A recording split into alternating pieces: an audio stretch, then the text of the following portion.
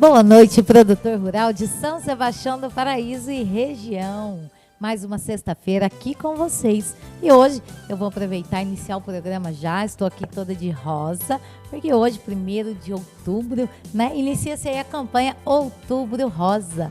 Para vocês, mulheres, pensarem aí, nós estamos comemorando, né, a prevenção, né, os cuidados aí com câncer de mama. Então, você mulher, se cuide, vá ao seu ginecologista, né, bata um papo com ele, veja se já é o momento de fazer os exames, né, faça o autoexame também na sua casa, porque a prevenção é sempre o melhor remédio. Então, estou aqui de rosa, né, para mostrar para você, produtoras aí que nos acompanha, que nós também estamos nessa campanha junto com vocês. E você, mulher do campo, também tem que vir até o seu médico, até seu USF, fazer os seus exames. Então, fique ligada, nós vamos falar aí durante todo o mês sobre o Outubro Rosa, né? Esse mês da prevenção.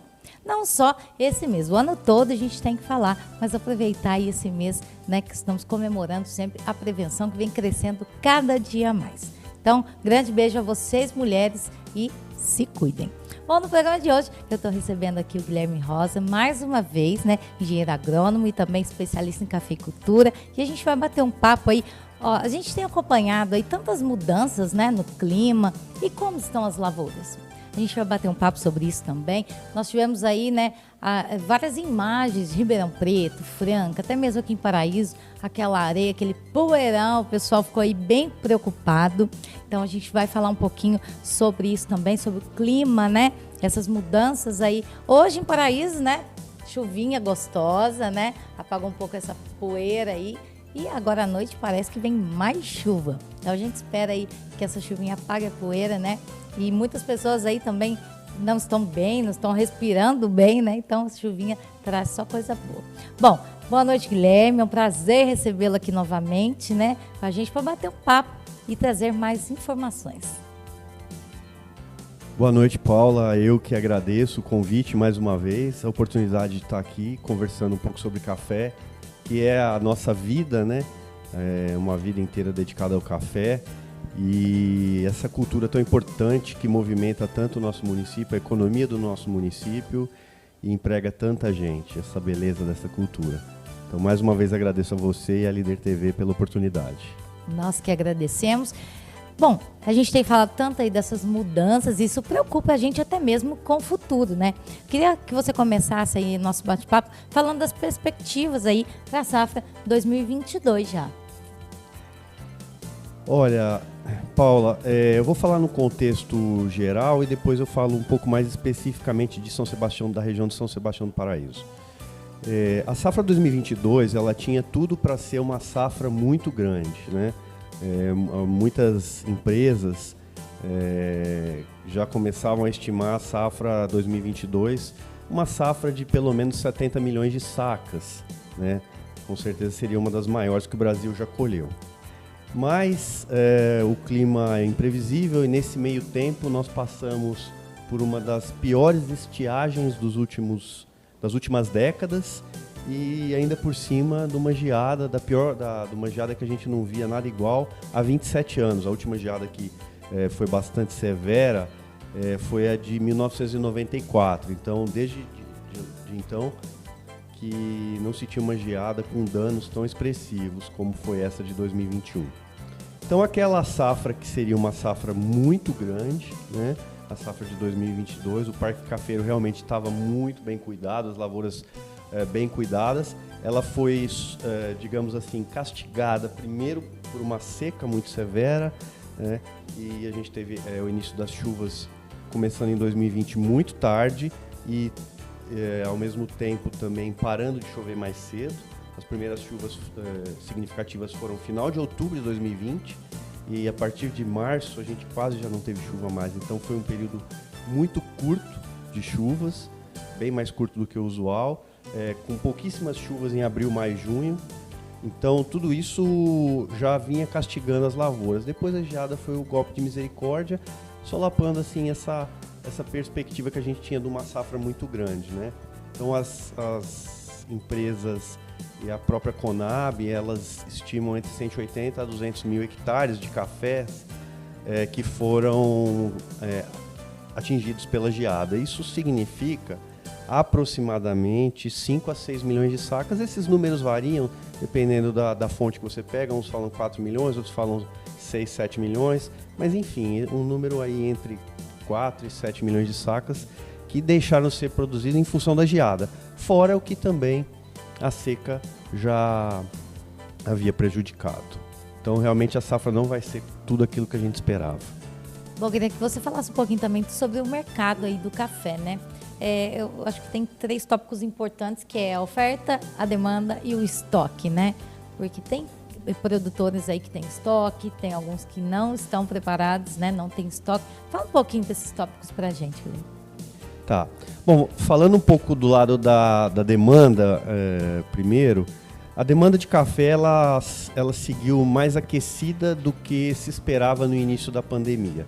Há cerca de um ano atrás, um pouco mais, esperava-se que o consumo de café cairia muito com os lockdowns, com os fechamentos dos hotéis, dos bares, dos restaurantes, e isso acabou não acontecendo na proporção que se estimava, né? O que aconteceu?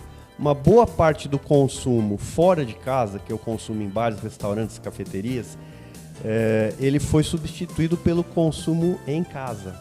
Então houve uma diminuição do consumo fora de casa, isso no mundo inteiro, tá? Isso não é nível Brasil não, é nível mundo.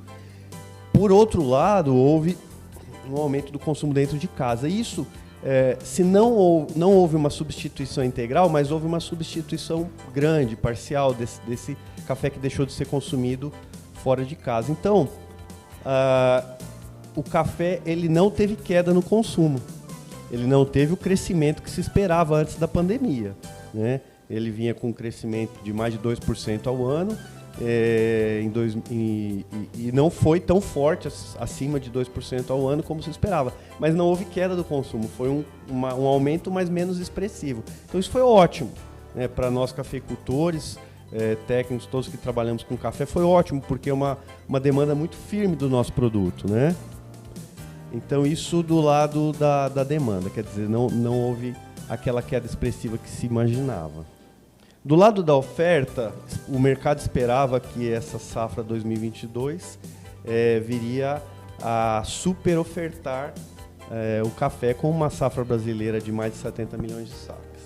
E boas safras em outros países produtores também, né? Colômbia se recuperando do que ela teve, de problemas que ela teve na década passada, então voltando a níveis aí de 15 milhões de sacas, em torno de 15 milhões de sacas de produção enfim, era para ser um ano de muita oferta de café, mas devido a todos esses problemas climáticos que a gente já falou, isso não se concretizou.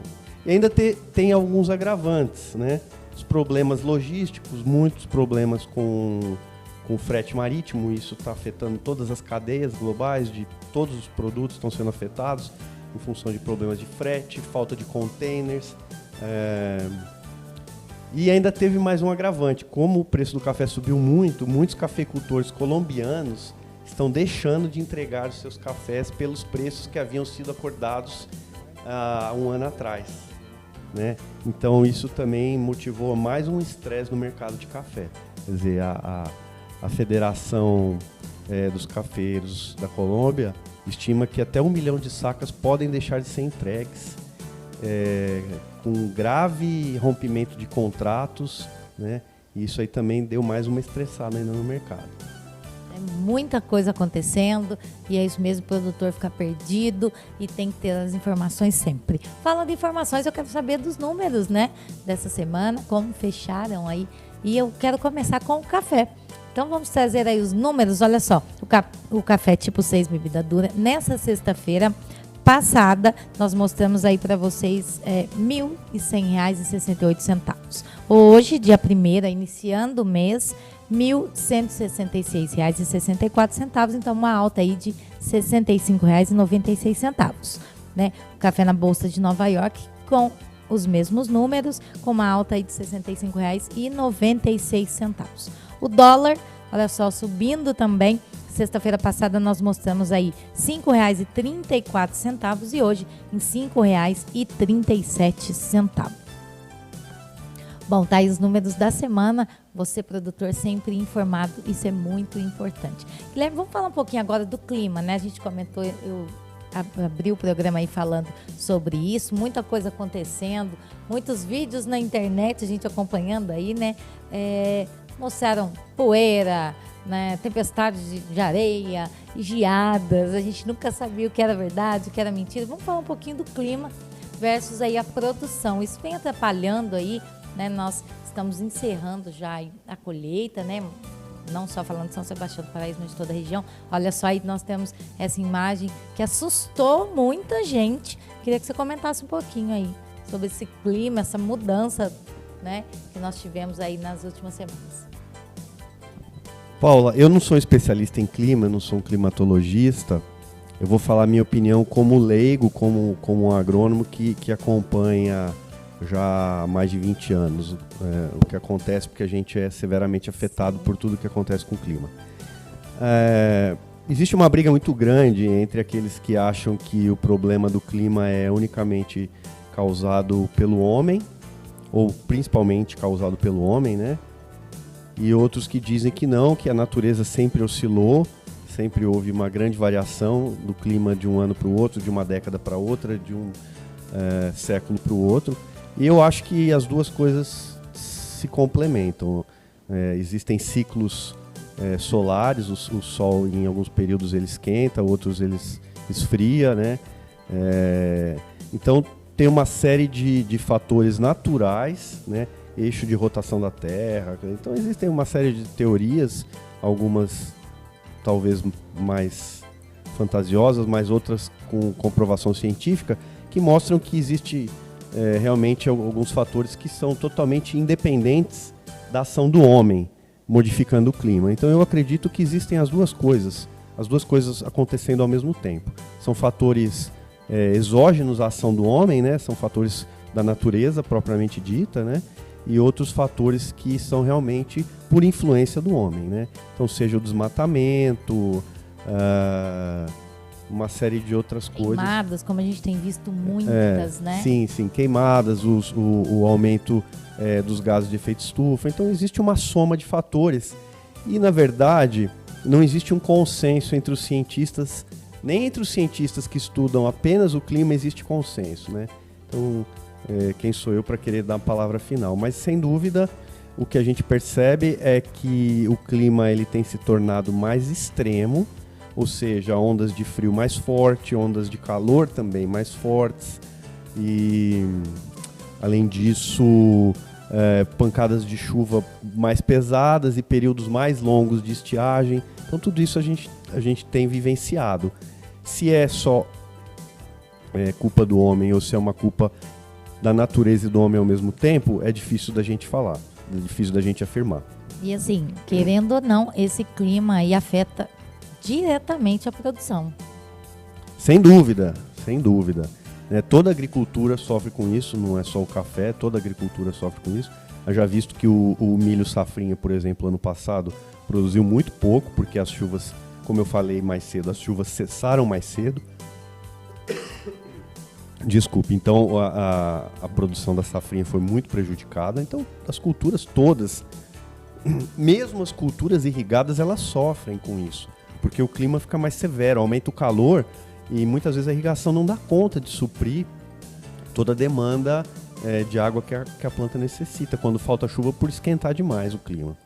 Bom, e falando ainda do clima, né, eu queria saber de você aí, né, o produtor, ele tem algum cuidado específico com a lavoura? Ele vai ter que ter a partir de agora, né, com essas mudanças climáticas, tem algum cuidado que ele precisa se preocupar nesse momento? Olha, não tem a menor dúvida. Eu acho que com o clima, com esses altos e baixos, cada vez mais é importante que o produtor trabalhe para que a sua lavoura seja mais resistente às diferenças climáticas. Então, o que o produtor tem que fazer para se prevenir? Lógico, a primeira coisa e mais óbvia é a irrigação, né? Mas a irrigação nem sempre é acessível a todos, seja por falta d'água, seja por... Às vezes a pessoa não tem água disponível, às vezes não está com recurso disponível naquela hora e tal. Mas eu acredito muito na irrigação para o cafeeiro, porque além de você suprir água em momentos muito importantes, você também tem aumento de produtividade. Então eu acredito demais na irrigação bem manejada. Agora existem outras coisas que o produtor pode fazer além da irrigação. Por um exemplo, cobertura morta. Cobertura morta é você distribuir palha através de roçado ou palha trazida de outras áreas para a lavoura, e aquilo diminui a evaporação, né? O solo fica protegido, diminuindo a evaporação. Uso de gesso. O gesso ele é um condicionador de solo que aprofunda o sistema radicular. Bom, uma pausa aí para a aguinha. Enquanto isso, nós vamos mostrar aí os números, mais números da semana, né? Vamos mostrar agora os números da soja. Olha só, você que nos acompanha, então a soja futura, né? Nessa sexta-feira, olha só, o valor de R$ 147,56. O milho futuro também, quero trazer os números para vocês. Olha só, a saca de 60 quilos, R$ 91,97. O boi gordo também, nesse 1º de outubro, olha só, R$ 291,60. Então tá aí mais informações, mais números para vocês, né? Aqui no Hectare TV. Bom, a gente tem falado do clima. Ainda continuando aí nesse assunto clima, né? Aconteceu algo que assustou aí toda a população, né?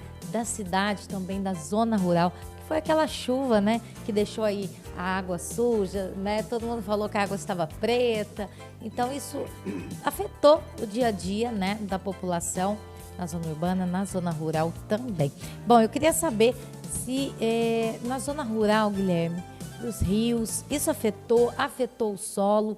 Você soube aí de alguma, né, algum sítio, alguma fazenda aqui da nossa região, teve algum tipo de prejuízo? Porque realmente assustou todo mundo, né? Olha, eu acho que o maior prejuízo realmente foi para os cursos d'água, morte de peixes, né?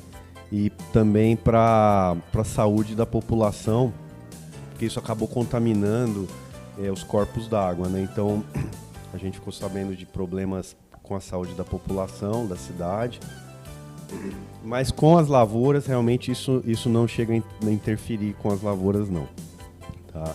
Apesar de ser uma carga muito grande de poeira e carvão, né, que veio em função das queimadas, isso acaba sendo incorporado ao solo e para as plantas não tem problema. Mas para os cursos d'água, sim. Infelizmente, a gente acaba tendo esses prejuízos aí, né? Bom, agora eu quero falar um pouquinho também dos insumos, né? Tem acontecido tantas mudanças, tantas coisas aí. A gente tem que preocupar também com a saúde das lavouras, né? Então, eu queria que você falasse um pouquinho agora sobre os insumos, né? O que o produtor rural deve se preocupar nesse momento. Sem dúvida, né? A maior parte dos produtores já estão com os insumos comprados. E o que aconteceu esse ano foi uma coisa muito atípica que aconteceu primeiro em função da pandemia, que foi a desestruturação de todas as cadeias globais de suprimentos, né? Seja de fertilizantes, de defensivos, de minério de ferro, de tudo, né? Ficou tudo bagunçado em função da pandemia. Por quê? Num primeiro momento, com a retração da atividade econômica, as empresas tiraram o pé do acelerador. Então pararam fábricas, demitiram gente e tal. Quando a recuperação veio, ela veio mais rápido do que se esperava, né? E nós tivemos aí uma série de problemas para conseguir acompanhar a produção dos insumos para reabastecer o mercado, porque a retomada foi relativamente rápida. E ainda tem-se que o mercado de fertilizantes aquecido em função da soja, do milho, tudo com preços muito bons. Então o mercado de fertilizantes muito aquecido. Também de defensivos, né? Glifosato está um potencial problema de fornecimento de glifosato, por exemplo, esse ano. E para piorar, a China agora passa por um problema vocês devem ter visto aí no noticiário, a China está passando por um problema energético. E a China é o grande fornecedor a China e a Índia são os grandes fornecedores de matéria-prima para a indústria de defensivos agrícolas, né? Então, é mais um problema no já complicado cenário global.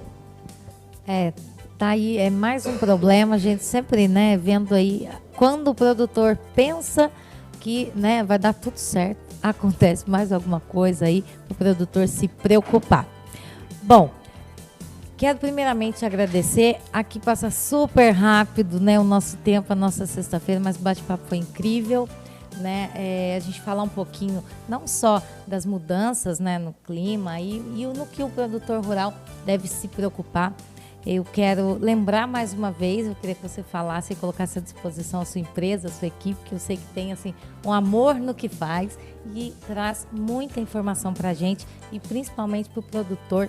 Eu sei que o produtor que procura vocês estão aí muito bem informados e sabem muito bem como trabalhar. Então eu quero te agradecer desde já. Eu que agradeço, Paula, é sempre um prazer estar aqui na Líder TV. A gente tem essa oportunidade de estar divulgando um pouco o nosso trabalho, falando um pouco daquilo que a gente gosta e de uma certa forma tentando ajudar as pessoas. A Via Verde, a gente tem muito orgulho de trabalhar com o que a gente gosta, que é com a agricultura e com a pecuária.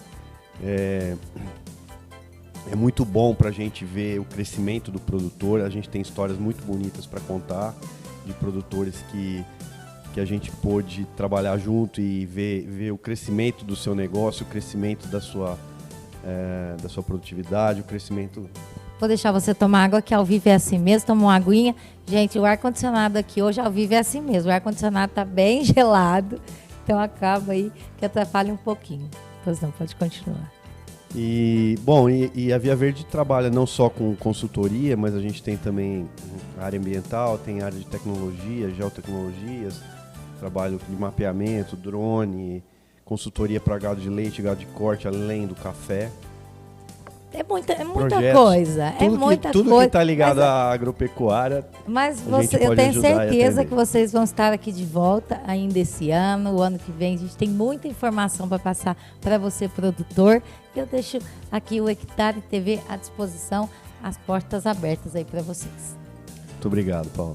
Obrigada também a você, produtor rural, que nos acompanha em mais essa sexta-feira, iniciando aí o mês de outubro. Espero muita coisa boa para você, produtor e produtora rural de São Sebastião do Paraíso e região. E lembrando, Outubro Rosa, vamos abraçar essa causa aí. A prevenção é sempre o melhor remédio. Um beijo para vocês, um ótimo final de semana. E lembrando, a nossa reprise é domingo às 8 da manhã. Um beijo, fiquem com Deus.